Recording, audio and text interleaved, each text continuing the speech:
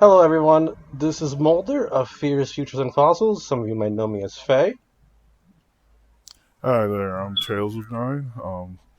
You can call me Ton for short. Hello, I'm just Crash. Just call me Crash.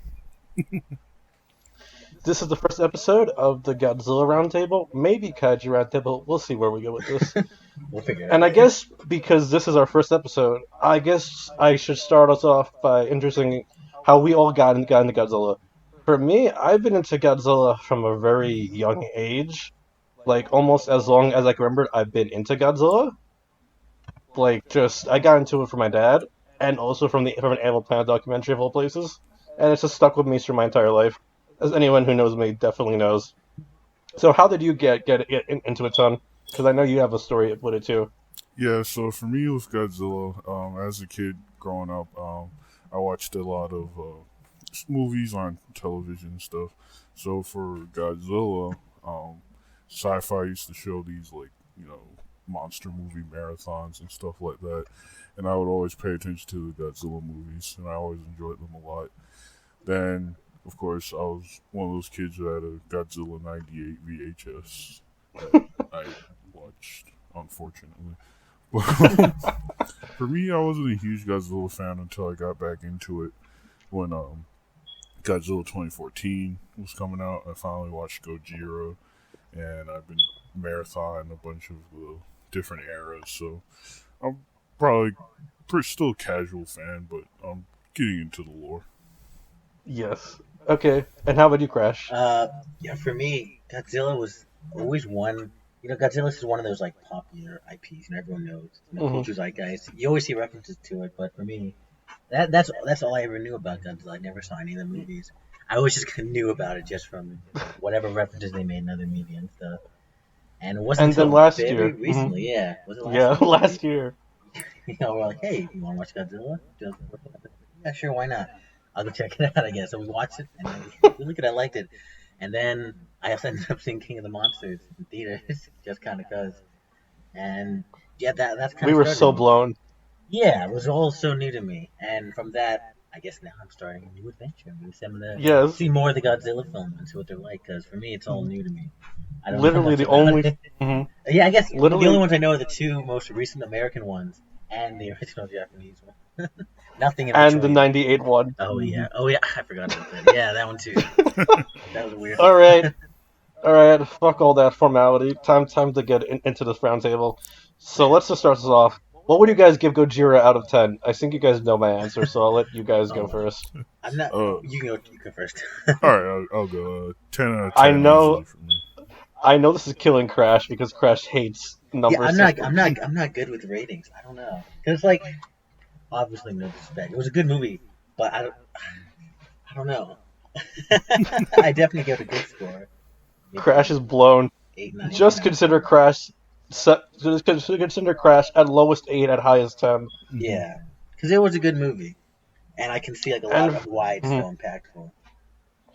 for me, it's an easy 10 out of 10. But I'm a fucking nerd, so. So I want to have you start first, Crash, because I've been waiting now an entire week to hear what you have to say about this because you wanted to save it for this. So what did you think of the movie? What? Okay, well, yeah, I really liked it. But one of the things I want to talk about is the fact that I felt like on paper it has like a really kind of simple concept, but like the themes they explore and what they do with it is what really makes it like stand out as a unique film. Yeah, Because I mean, that's really like it. a synopsis is like giant monster comes out, terrorizes town, they take it out. Like that sounds super basic and simple. That's probably Hmm. what a lot of people think when they think of Godzilla. That's the first thing they assume. But like when you see it and you start piecing things together from especially like time when it came out, you kind of see like what it's trying to talk about, what it's trying to represent, and all the symbolism in it. And I think that really is what makes it stand out as a movie for its time, and even like now as well. Yeah, that's the thing, really. I feel like what sets Gojira apart from other movies of that time, like as great as like King Kong 33 is, or like the lesser known Beast from 20,000 Phantoms, how fun that movie is. Gojira is a really personal, dark movie. It's really about Japan's trauma from World War II as a whole. Not even just the atomic bombs, which is what Godzilla represents, but just like with Tokyo, the Tokyo fire bombings of 1945, or just in general, all the orphans and widows of the war. Like, I know a scene that really hit all of us was when the mother is holding her child as Godzilla's coming through, and she's like, we're gonna go be with Daddy soon." That's meant to reflect all the widows of the war and all Mm-hmm. the orphans of it too. Mm-hmm. And Yeah, I it's think pretty that's powerful. really what gave it such a staying power. Even if the West, unfortunately, didn't get this original version until 2004, which is not that long ago. That's not even 20 years ago now. Huh. Yeah, it's it's really interesting with Godzilla. Just um, you know how it gets sold and pitched to you as this historically relevant movie, and you're tempted to just kind of dismiss it. Like, I think the first time I heard of Gojira proper actually was from a video game called Metal Gear Solid 3. In that, there's this side character who's kind of a nerd who she rattles off about all these different movies she watches, and she tells Snake, the main character, about Godzilla, and Snake kind of just has the same reaction as most people would. It's like, oh, it's this movie about this dinosaur that's an allegory for the nuclear bomb. It's just like, oh yeah, sure, whatever. That's just dumb. But then you actually watch it, and there's just so much depth in the movie, like how it explores Japanese um indigenous culture, while also exploring the immediate post-war Japan, and even alluding to like Mhm. very recent events like the Lucky Dragon incident Yeah, with the atomic testing in the Pacific. Just Mm. very intelligent in its political commentary. it really is. And like, I want to touch base on that bit of the expression of indigenous Japanese culture, because I think that is a really unique part of this movie. Like, the Odo Islanders, they're not portrayed as savages or bad. They're just people trying to live their lives, Mm-hmm. and their whole entire lives are upended by this modern threat, which was caused by Americans in a way. And I think Yeah, that's just an like interesting view. was it just which, Hmm. sorry, I was kind of thinking about something. I don't think I let it really think, but it's Godzilla's supposed. I was gonna say it's Godzilla's supposed to represent like a foreign enemy they don't know. But then I remember that one islander was like he knew about it, kind of like as a Yeah, legend. Is that also kind of tie Godzilla's in or no? Godzilla. How you interpret him is really, honestly, I think it's one of the biggest debates, because I've seen Godzilla interpreted as representative of America, and I could agree with that, especially in how Godzilla, as you'll see, Crash, how it becomes more and more of a friend to Japan as Japan's relations with America softened.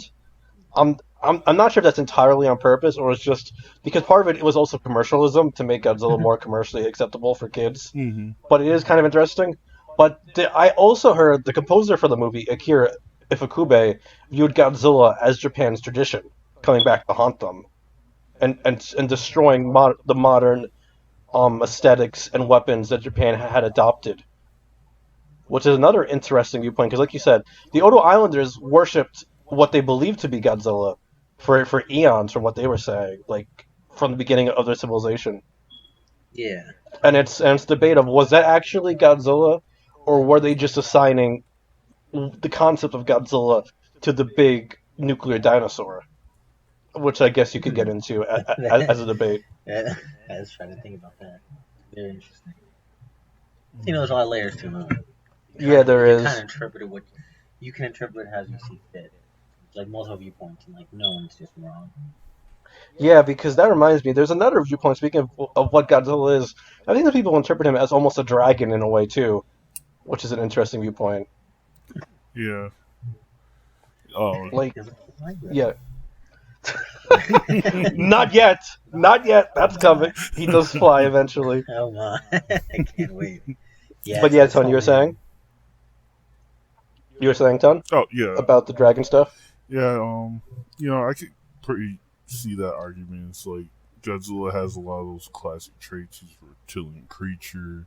He's chaotic and vengeful, and also, breathes fire more or less. Yeah. And I wouldn't be surprised if Hondo took some inspiration from kind Hmm. of just the various myths about dragons.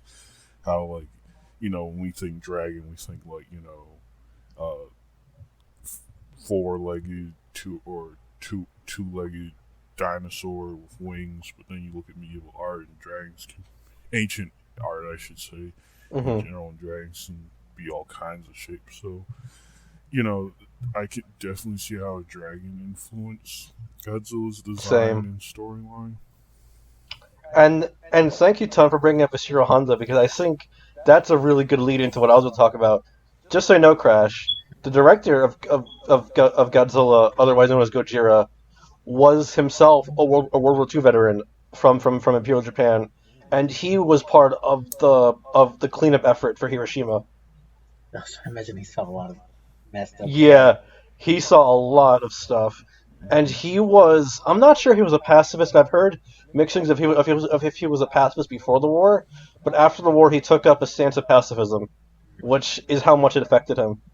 And Wow. he himself spoke out against imperial Japanese war crimes, like the comfort camps in the '60s too, which took a lot of guts. Because even today, Japan does not like to talk about its war Yeah. crimes in World War II. It does not. So you can see a lot of that criticism of Imperial Japan in this movie, and of the government too. Like the big scene in the government, where the government officials who are men are like, "No, we have to cover this up. We can't let it be known." But the women are like, "No, this must be known," because to give some historical background, the American occupation of Japan under Ton, you know better, wasn't it MacArthur? Yes, MacArthur. Yeah, under MacArthur, there was very strict censorship rules on what you could and could not talk about. Wow. And I think that's partly coming through as well, because like Ton mentioned, the Lucky Dragon incident, which was when a Japanese fishing boat got stuck in the blast of Castle Bravo, actually, which comes up later in Godzilla lore too. Um, uh, they were not allowed to disclose that they were affected radioactively, and that led to contaminated tuna and People similar getting sick, things. yeah, because they wanted to Yeah, cover it up rather than let it be known. yeah, Uh, and that's a really big point of allegory there. And something interesting with how it was first received was in Japan at first. People, not I don't want to say people because the public seemed to like it, but critics actually were offended by this movie. They were like, "How dare you show this? This is so recent and serious, and you're making it with a movie with a giant monster." And Honda took a lot of heat for it. It wasn't until the American cut got released in Japan that critics softened on it, which I think is an interesting point too. Mm-hmm. huh. Yeah, Because in a I way, haven't seen the American cut. I don't know anything about that much. mhm. I'm just saying I don't know much about that and how it's Oh, okay, changed it up. But yeah, you continue yeah, on. I don't want to stop you. no problem. And I just want to say, it's kind of interesting how you see that even today. You're like, oh, stop talking about politics in this, and it's like art's always been political, and it's always been criticized for that. Ironically, Mm-hmm. It's it's really the thing. It's like nothing exists in a vacuum, especially hmm stories. Everything's kind of inspired by current events or life experiences. Even like something as simple as like a children's cartoon might like bring up topics or stuff that's relevant to the hmm creators. And especially now more than ever, we have all this political like turmoil going on. There's a lot of people who are like, oh, don't talk about it. I'm just having fun. But it's like, everything's been talking about it for years and years. hmm and I just think it's interesting how it's criticized now for it. But that's been a thing forever with the politics, and it's also been criticized back then. Mm-hmm. So it's almost hypocritical to say, get politics out of my media, because it's like, you can't have one without the other. Even if you look at myths, the Epic of Gilgamesh, which is the earliest story we have, is very much a hit piece on the cult of Ishtar. It's basically shit talking their goddess. It's like, yo, Ishtar fucking sucks, and here's why. Yeah. Yeah, that's a weird sentiment I see with a lot of people always complaining about politics in whatever media. hmm And one of the weakest examples I ever seen is people always try to bring up a specific example of like something in music. Oh, I remember that happened in real life. It's like that's not the point. Like no one's trying to say that like a real ass Godzilla like terrorized the town. It's like no, it's what he represents. That's like a hmm commentary, like for politics. And I don't know why some people are so like dense to that and try to avoid that. and act like everything's like squeaky clean, like I know, right? nothing's ever political. It's weird. I don't know why. And like something else which I find really funny too. People go, "Oh, but back then they did it differently. They did it more smart." And like usually, I can agree sometimes you can overdo it, but Mm-hmm. it's not anywhere near as often as people say. And like people are like, "Oh, they were subtle about it." And no, Gojira is not subtle. It doesn't have to be. It's very overt in what it means. Mm-hmm. Like on the scene on the train when the woman's like, "I barely survived Nagasaki." That's not subtle. She's being open that she's a survivor of the atomic bombs, being menaced by another atomic create created being, I guess. Mm-hmm. So Yeah, it's like it was never subtle. If you thought it was subtle, you just weren't paying attention. That's just how it is. Exactly. pretty much. And it's like people are like, "Oh, shut up and just get back to making movies." And it's funny because like Hondo was basically told that, like, "No, don't make it about this. You're not doing it right." And Hondo was like, laughing my ass off, no, and kept doing that. Like you'll see more and more Crash. How even though the Godzilla films themselves soften a little bit, there's still a lot of commentary about like capitalism and like you could even I know Honda himself said a movie coming up wasn't about the Cold War, but I can't help but still read into it being about the Cold War. You'll see it soon though. It's coming up soon. Yeah. Wow. Mm-hmm. Well, I'm excited to see more about it. There's like 50 films, right? Not that much. There's 30 something. Let me look now actually because I have the power of Google. Let's see. Godzilla films list. I think it's 33. That's my feeling, Oh my. but I might be wrong. Let me look. Yep, there is indeed 32 just Japanese ones, and if we count Hollywood, there is 30, 34, there's 35 released. Oh my. 36 if we count versus Kong, if that movie ever comes out. Of Mm-hmm. course. One day. Well, it'll be 2040, and they'll be like the late 2041, Oh my. and me and Pokes will be suffering, and Ton as well. Yeah, yeah. That'll be the day. Though speaking of the dragon stuff, I did want to show off some early concept art that was for Gojira because I think it's interesting to see what they were going for in regards to those early concepts and how much that they were even less subtle originally. I just have to pull it up real quick. Good thing I have it saved, but my monster design folder is massive, so let me see. Do I have it? Yes, I do have it titled under this. Let me pull it up. This is one of them, and the other one. But you can talk about that one while I pull up this other one. The good old mushroom cloud head. It's super freaky. Mm-hmm. Oh, and just a funny story. The reason why Godzilla is called Gojira, which means I'm sure everyone else who listens to this as a Godzilla fan knows this, but Gojira means gorilla whale, actually, in Killer whale? Japanese. Yeah, because that was one of the original designs they had. That's interesting. But yeah, you could see how they originally were even going for him looking like a mushroom cloud. Yeah. Now I've seen this picture. I see what you mean. Mm-hmm. It's kind of gross. Yeah, it's really disturbing and weird. Mm-hmm. And this was another piece of concept art, and you could see the dragon Oni influence, Oh, which is interesting because in Japanese mythology, unlike Chinese mythology, dragons tend to be very destructive, more like European dragons, where they're not evil per se, like in Europe, but they're not good either. They're very much neutral, and I think that's something that Honda was trying to say with Godzilla too, because Honda made sure to humanize, well, not really humanize, but more make Godzilla sympathetic, like the scene of Godzilla sleeping on the ocean floor, showing that he's an animal who is just as much caught up in this as the humans were. He didn't choose to be mutated by this, and that's a scene that the Godzilla films will bring up again and again, as you'll see Crash. Mm-hmm. It's kind of interesting how Godzilla's really explored as a living being even this early. Like, This Hmm. came out in 1954, which was kind of in America the height of the monster movie era, which was kind of like Yeah, films like Beast from 20,000, and um, them them, yep. Then Expedition giant Thor. ants. hmm Or my favorite, the Giant Claw.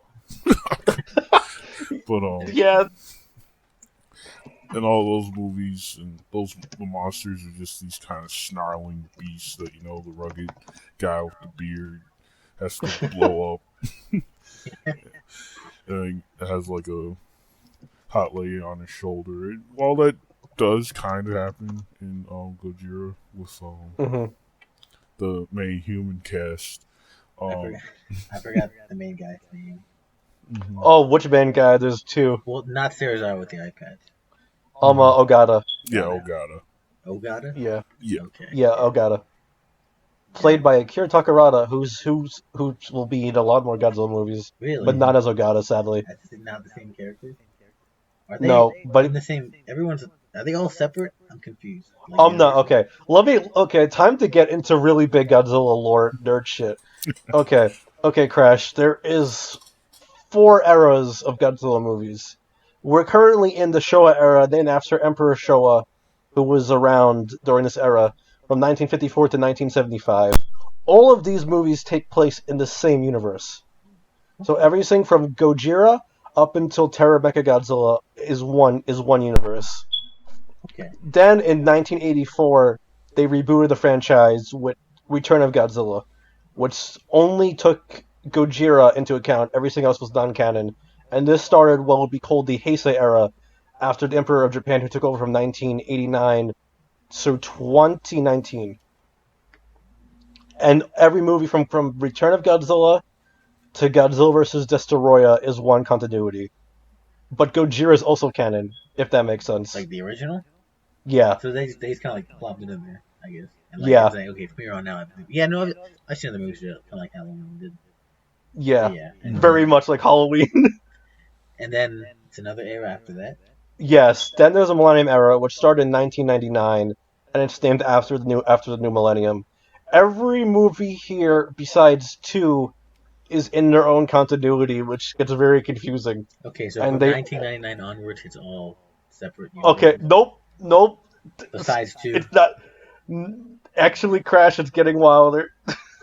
From 1999 to 2004, starting with Godzilla 2000 to Godzilla Final Wars, every movie besides Godzilla against Mechagodzilla and Godzilla Tokyo SOS are in their own continuity that only follow up Gojira. So they have like 10,000 sequels to. Yes, That's insane. they're all their own continuity. Then That's in such a common thing 2014, with like reboots and series. So it's I like, know, right? fuck the sequel, just use the original. We'll just follow up on that one every time. Yeah, that's literally what happened. They all follow up on only Gojira and no other Godzilla movies. And then, starting in 2014 with the one you saw, Crash, that begins the legendary slash Reiwa era. And Godzilla 2014 and King of the Monsters are their own continuity. Then you have Shin Godzilla, which is a standalone movie, and it won't be getting a sequel. And that has no connection to any other movies. Godzilla 2014 kind of has a connection to Gojira, but it's almost like an alternate universe of Gojira where America intervened. That's how Gareth Edwards explained it a while back. That's how he imagined it. Where if Uh-huh. America found Godzilla first and was like, "Fuck it, we're bombing this thing into oblivion," and that's where the discrepancy happened. Mhm. Yeah, And true. then you get, and then you get the anime movies, which are in their own continuity, and that's a trilogy. Okay. So there's a bunch of different continuities, but all you have to remember right now, Crash, is everything until 1975 is together. Okay. Yeah, for the first two eras, it would be easy to follow. Yeah, I'll have to explain it to you because it's very dank and very big. It's kind of like you said, like the slasher movies, like how Jason and Freddy and Michael Myers all have their own continuities within continuities, Yeah, they do it a lot. Okay. or as me and Ton can relate to, how many fucking continuities there is for Gundam. Oh yeah, a mountain. There there's so many. At least it's not as bad as Kingdom Hearts. Mm-hmm. That's so everything. I love talking about it just for how dank it is. But yeah, It's so funny. that's very interesting. What's the next Godzilla one? Godzilla Raids Again, which Raids again? introduces, yep, which introduces Anguirus, who was the first ever monster that Godzilla fought. Yeah, And this is a poster. I was gonna say, I don't. I guess I'm so used to the idea of Godzilla fighting monsters. It's like this Hmm. first one, it's just him fucking up Yeah, everything. It's very there's interesting. only two. There's only two movies where Godzilla's by himself with no other monsters. That one This and movie, this movie, and Return of Godzilla in 1984. Only two where there's no other monster. so he's Because, and I guess, oh wait, I forgot a movie. G98, if we oh count that. yeah, I forgot that. Yep, that was just him taking over Yeah, so there's only three or movies. My she. bad. Oh my goodness. I think that Godzilla's a she. Yeah, She lays that's a eggs. baby. She's a mom. Yeah, It's really weird.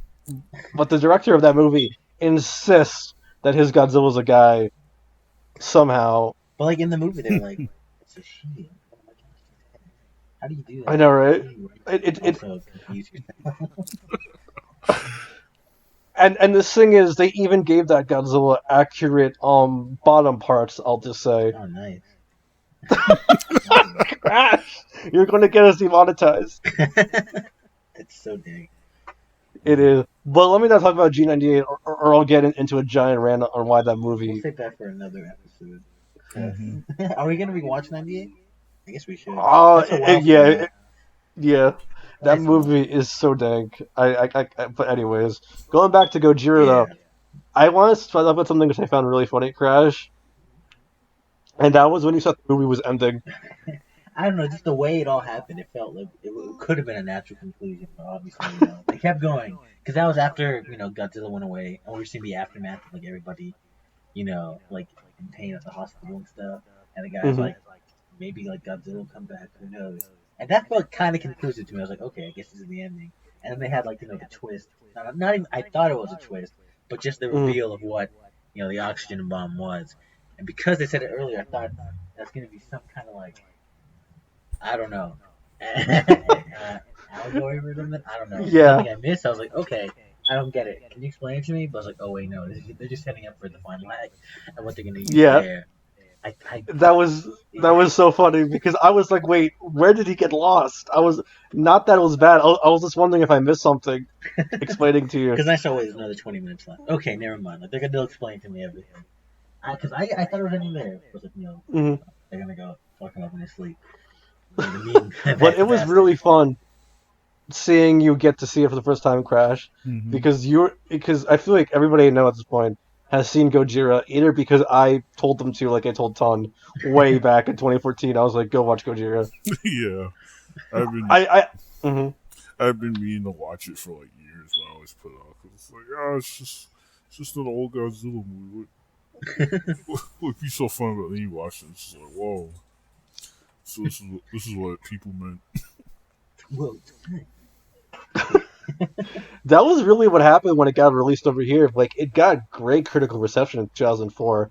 Besides for fucking Roger Ebert, who was like, "It's not that good, guys." Mm-hmm. That was really dank, but because he's always had a hate on for Godzilla though. But that's a whole big thing. It's Mm-hmm. weird. The Roger Ebert episode. I don't know. There's so We'll many do a conversations. special episode, Could be a special episode, the Godzilla Roundtable v. Roger Ebert case file, I just feel like, 1954. because for me, it's like I Mhm. like it. It's like my favorite movie of all time. But I feel like at a base level, you kind of at least have to appreciate, what it represents, it was presenting and stuff, and Mhm. allegories and everything like that. I feel that's Yeah. something you could, even if you weren't like too hot on the movie, you could at least be like, okay, I appreciate that. Was he like that? I don't know. Or no? No, he was like he gave it a 2 out of 4, and let me actually pull up his review because I remember reading it once and I was blown by it. Mm-hmm. And I'll post yeah, here we go. Oh no, I was wrong. He gave it 1.5 stars. Oh my, 1.5. even worse. Oh my god. Yeah. Here, I'll post it for you guys too, so you guys can see that I'm not lying about anything. Mm-hmm. That is unfortunate. Huh. You like the American version more? No, no, he hates that too. Like he said, and I quote, "The Japanese version, now in general U.S. release to mark the film's 50th anniversary, is a bad film." Oh my, That's literally what he says. that's it's kind of mean. I don't Bit, really agree. bit of a yikes right It's kind of Another from when I quote, "In these days of flawless special effects, Godzilla and the city he destroys are equally crude. Godzilla at times looks uncannily like a man in a lizard suit. It's a dinosaur suit. I shake with nerd rage, clutching my SH Monster Arts 1954 Godzilla, there. stomping on cardboard sets, as indeed he was and did." Okay, see, I can't fucking read this, or I'll get too mad as much as I shouldn't get mad, because it just blows me my, how, like, my favorite shot is the coded. one where he's looking over the mountain. That was pretty funny. But besides that, it kind of Yeah, looked yeah. good. I don't know. Okay, I want to talk about that because I did not remember looking as the puppet is really goofy. I'll admit that. So I had to tell you, Crash. I was like, wait. It doesn't look like this the entire movie. I swear. I thought it was kind of funny. But yeah, I mean, I thought the effects were really good because they had like a to scale the guy in the suit, and they made like Hmm. a small city to scale to that. I thought it looked good. Yep. That's like that'll like small the pool and everything too. Hmm. So he walked up out of that. I thought it looked good. Stepping on the train, picking it up, it looked The nice. suit looks awesome, in my opinion. I think it's the And best I looking also suit think because of it's this black era. and white, it kind of masks any like the building, like Flaws in yeah, it. any flaws to Yeah. like the set they built for him to stomp around. Because it looked good to me. Yeah, that's the thing. And it wasn't cardboard like he's saying. Like they actually really took a lot of effort. Like I told you, Crash, how the special effects team got arrested and had to be bailed out because they were like, "Oh, we're gonna blow up this building." So the police literally arrested them and told us, "Like, no, they're doing it for a movie. We swear, they're not actually terrorists." Wow. So yeah, so they put a lot of effort into it, and that suit was not easy to walk in. Like the suit actors for this movie were Haru Nakajima, who everybody knows, and one other person. Let me look up his name because people usually don't mention him. Um, Let me look him up real quick. With the power of Google and Wikizilla, thank you, Wikizilla. You guys are great. Okay, let me see. The two people who played 954 Godzilla were, like I said, Haruo Nakajima and Katsumi Tezuka. Those were the two suit actors during this movie. And those suits were brutal. Like Haruo Nakajima said, he sweat like a cup of sweat doing doing the original Godzilla because the suit was that heavy and that hot. Because it wasn't made with rubber. It was made with some kind of really tough material. Let me look and see if they say it. I might have to pull up the suit bio because it's honestly crazy the work they did that they put into it. Hmm. Yeah, the effects are super impressive, and you even pay a lot of attention to detail, even out of black and white. Like Hmm. uh, just a fun fact that occurred to me is that Godzilla's kind of known for being like this big green monster, but that didn't Hmm. come until the color movies. Hmm. And the original Godzilla was a dark Brown. brown There's color. Brown. Yeah. Yeah. Yep. The original was brown. Do you want to hear something funny about the green color? What? Hmm. There's only two Godzillas which are green, and they did not debut until 1999 and 2000, respectively, years wise. Interesting. I wish kind of saw him like green black.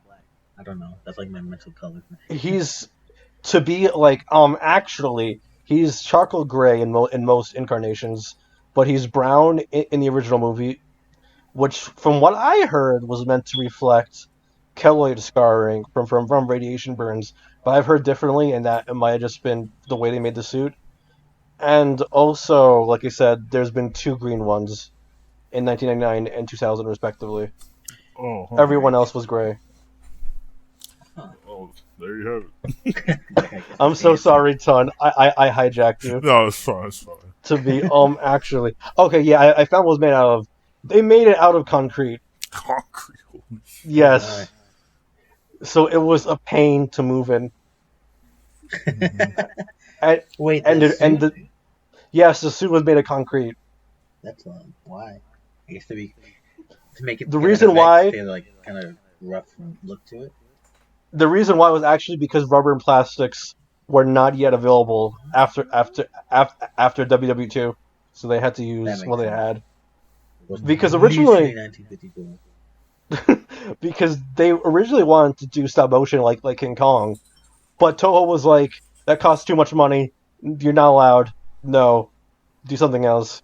Mm-hmm. So they had to make do with the suit, and it stuck. But I think it looks great though because it gives it like this imposing movement where Mm-hmm. he's so slow and methodical in how he moves. Yeah, It because makes him feel like a dinosaur. But continue, Ton.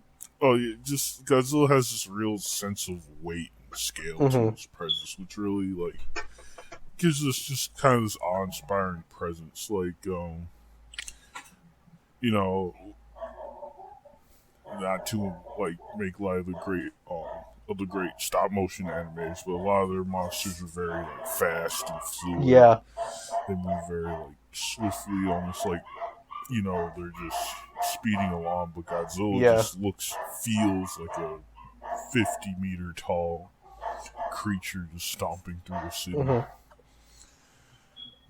And I feel like something I do want to touch based on, which I think is kind of an interesting reading I've had, is Godzilla being picked as a dinosaur. I think is really interesting because it's almost an eldritch horror element to him that he's this ancient being that was asleep for so long only to be awoken by man. And I think in a way it kind of embodies something horrific about the idea of something from our past coming back to haunt us Mm-hmm. that we've forgotten and we don't know of. And I think dinosaurs in general work really good for horror because of that. Like even Jurassic Park, where you have the dinosaurs as monsters that we don't truly understand, but also animals too, which are just out of their time. And I think Godzilla has that similar dichotomy because he's also just a dinosaur out of his time, but to us he's a monster because of how big he is and his abilities. And I Yeah, think that's an interesting angle to look at the movie too. that's true. I guess because we're meant to sympathize with Godzilla, kind of, right? Are we? Yep, we are. We are. That So, was intentional. hmm, I'm just curious. So Hmm. what does that represent if he's like also supposed to be like the bomb for Sympathetic. America? Because one reading of the movie is you can read Godzilla as a victim of it as much as everyone else. Because basically, what the producer Tomiyuki Tanaka intended as Godzilla's origin was the bombs killed his entire species and scarred him horrifically. And Japan used to be his territory back during the dinosaur era, the Mesozoic period. So he was coming back to his territory in a way, and feared humanity and light because of what he experienced from the atom bombs. Yeah, So in a way, and I think that kind of makes it interesting the dichotomy with Serizawa, because much like Serizawa is a victim of the war, Godzilla too is in a way a victim as well.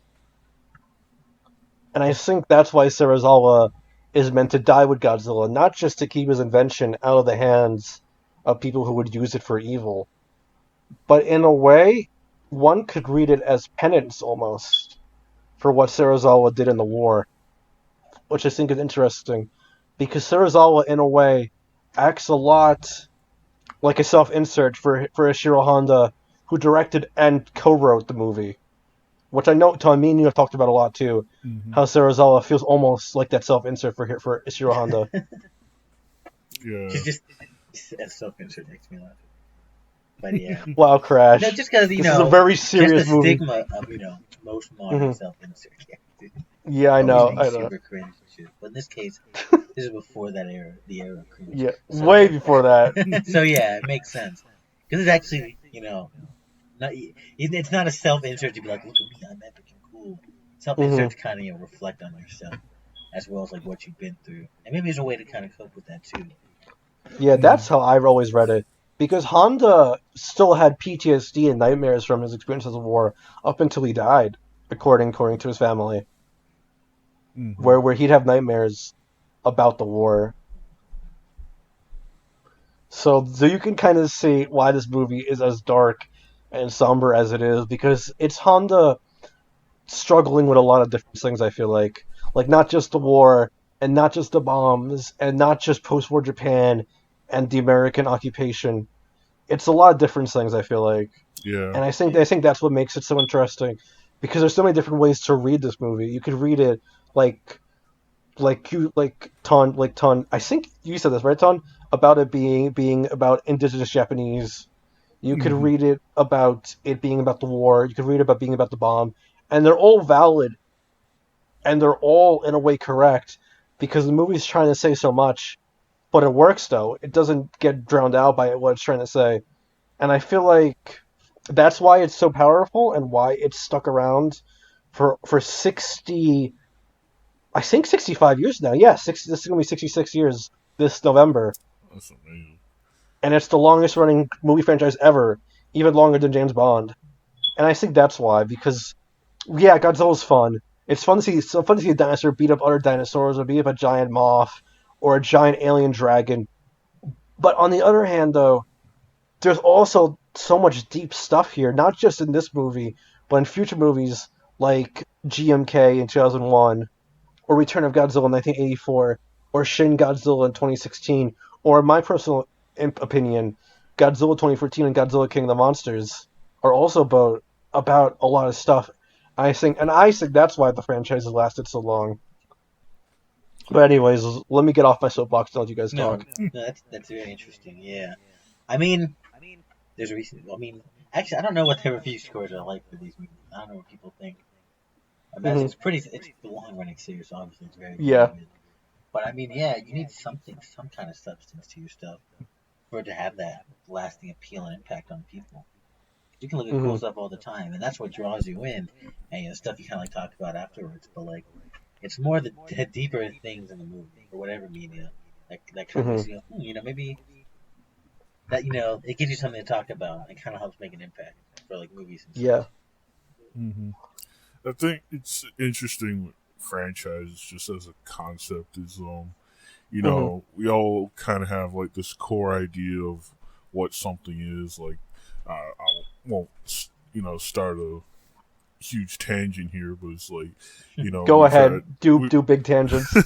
we We're live in pro a, big tangents. yeah, we live in an era of like sequels and reboots, and so many like old beloved franchises have come back. Some more successfully than others, and others in kind of like a mixed zone. Like, so we have superheroes dominating the theaters with Hmm. DC and Marvel characters. Then there's Star Wars recently has been trying to make a comeback, and Star Trek on TV. Hmm. And a lot of the debate and discussion kind of revolves around is like, what are these franchises and what should they be? Hmm. And do we really have the right to like change what these characters are and what they're saying and just Hmm. all these concepts? But then for some franchises that are just truly timeless, like Godzilla, it's Hmm. like that's never been a question. It's Hmm. the idea of Godzilla is just so adaptable. It's like Godzilla can be war, Godzilla can be um, the ecosystem, the environment. Hmm. He can be politics, nuclear weapons. It's Yeah. just such an adaptable character, and if you can't make Godzilla about something, you can make a monster for Godzilla to fight. And like just now, I was thinking about how like just how recent Gojira was. Hmm. Like the American occupation had just ended in It literally just ended.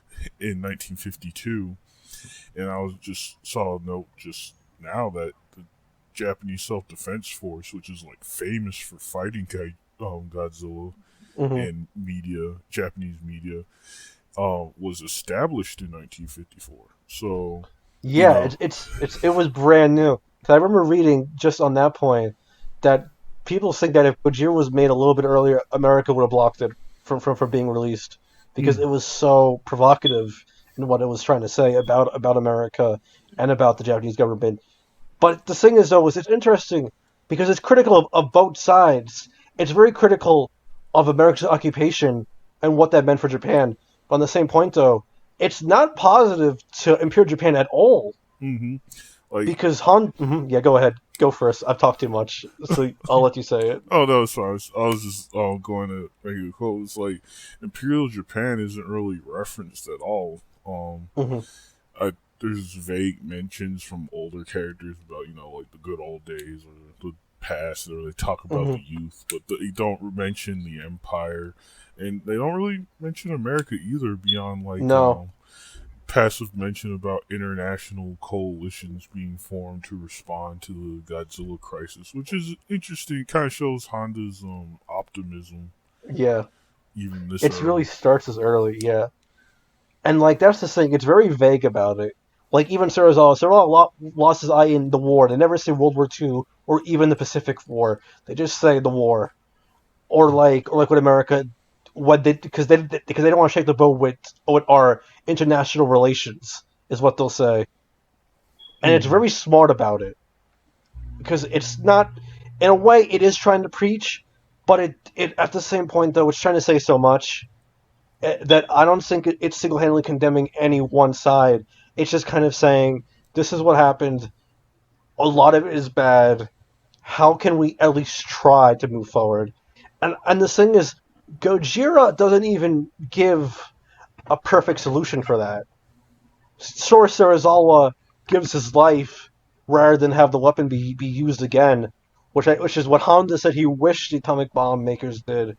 Because that's the thing, Sarazawa's like Oppenheimer, but he's not Oppenheimer. Oppenheimer in the end did let the atomic bomb be used. Honda said he's what he wished Oppenheimer was. Mm-hmm.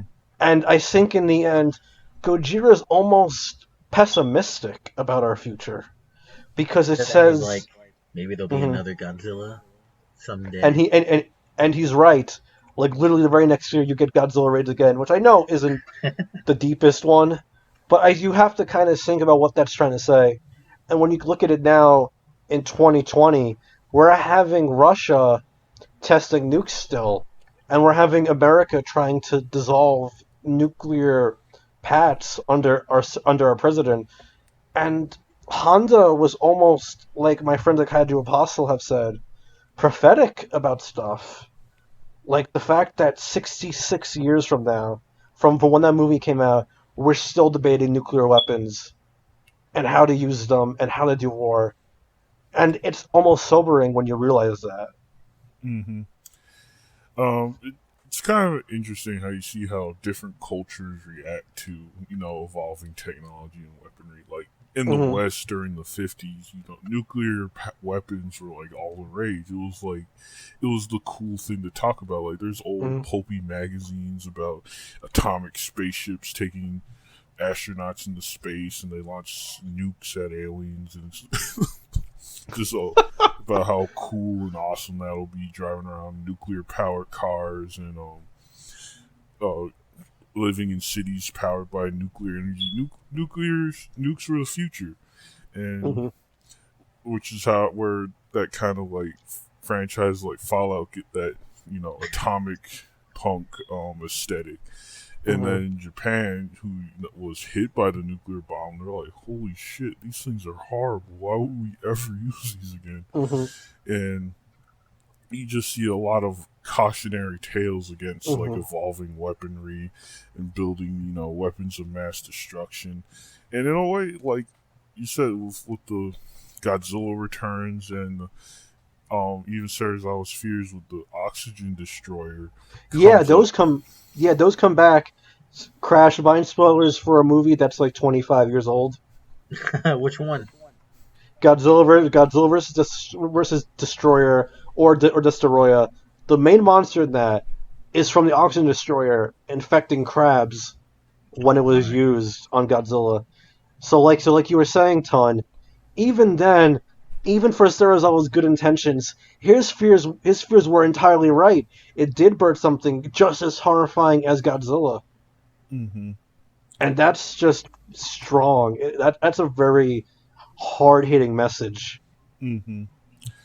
And it's just fascinating to me how kind of like these tales get reflected in real life. Like you said, nuclear weapons haven't gone away, and they've only gotten more powerful since Gojira came out, and even now we're facing like new kinds of weapons that might be just as devastating, if not dangerous. Like the new fear now is drone warfare. I Yeah. was reading an article about how the military is experimenting with swarms of automated drones that'll just fly down, blow up at targets they identify without even having a human at the control.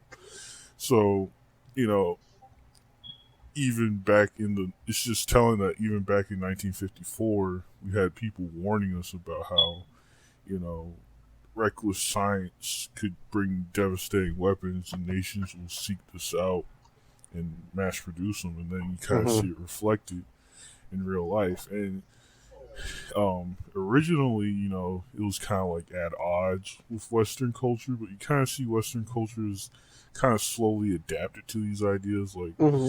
I feel like a lot of franchises with kind of cautionary themes about technology and science's evolution, like Hmm. Terminator or Jurassic Park, or Hmm. um, even like kind of superhero movies like Yeah. Winter Soldier. They all, I feel like that all you could kind of trace that back to Godzilla and the Yeah. influence it had. Godzilla was like the first real anti-nuclear movie because the American version, despite being massively neutered, it still was not positive about nukes. Mm-hmm. And I think that like the most positive Honda ever was about radiation was in Frankenstein Conquers the World, where they're looking to see if they could use radiation to cure diseases and heal people. And I feel like that's the most positive he ever was. Never Yeah. as a weapon. And I think with King of the Monsters, not to get too big of a tangent because that movie will be a big episode, but with King of the Monsters 2019, the nuke's usage in that I know has been very controversial, and I can kind of get it, but at the same point, it's not being used as a weapon. It's being used as a way to bring life. And I think that's the most optimistic Honda could ever possibly be about nuclear weapons and nuclear warfare, were to use them not as weapons, but as something to bring life or to heal. Mm-hmm.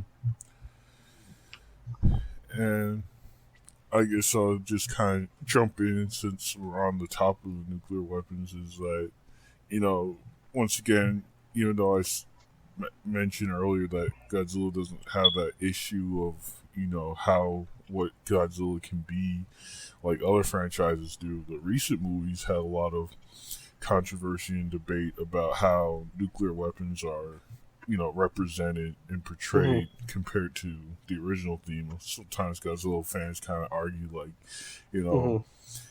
by having nuclear weapons do anything positive at all Hmm. in the Godzilla franchise is like an insult to Gojira.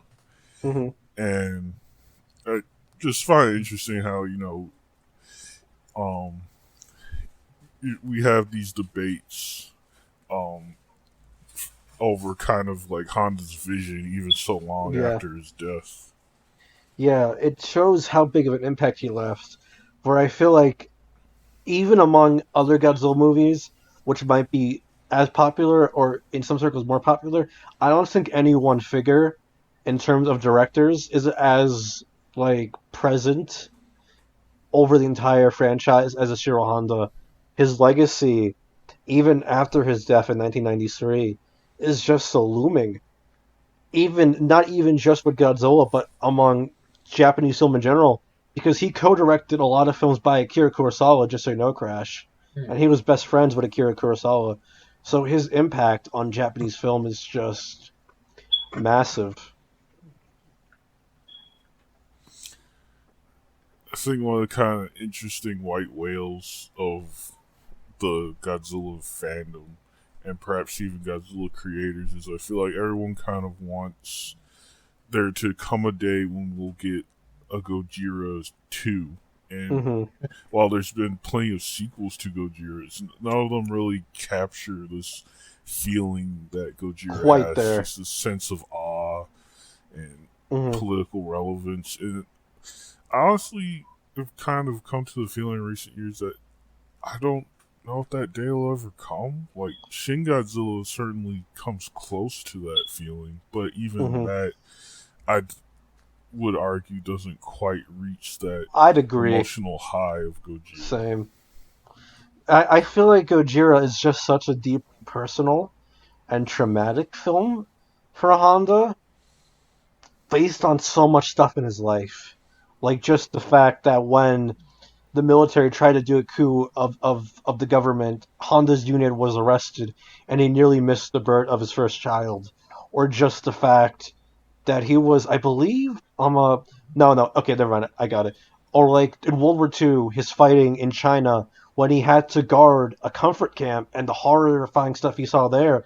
And then after all the experiences of war, seeing his friends die, nearly being killed by a shell just happening to not explode next to him, which he took with him his entire life. He always had it on his desk, according to his family.